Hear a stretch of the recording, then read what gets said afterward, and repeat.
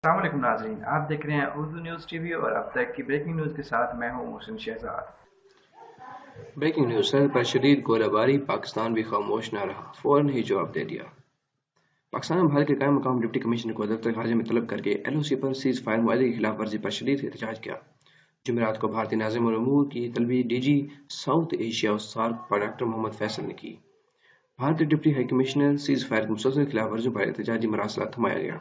तर्जुमान दफ्तर खारजा के मुताबिक भारतीय फौज ने एलओसी के नीसापीर और बागसार दो धनियाल सेक्टर में बिलाशदार फायरिंग की। भारतीय फौज की फायरिंग से 3 बेगुनाह शहरी जख्मी भी हुए।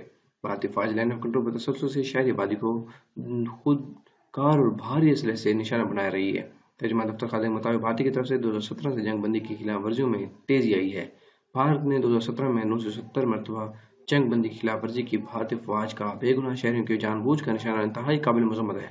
भारतीय फौज का शहरी आबादी को निशाना बनाना बैन अवी इंसानी हकूक और कवानीन की खिलाफ वर्जी है। तर्जुमान ने जोर दिया कि भारत की तरफ से मुसलसल जंग बंदी की खिलाफ वर्जियाँ इलाकाई अमन और सलामती के लिए खतरा है। भारत की ये खिलाफ वर्जियाँ किसी संगीन स्ट्रेटेजिक गलतफहमी का बायस बन सकती हैं।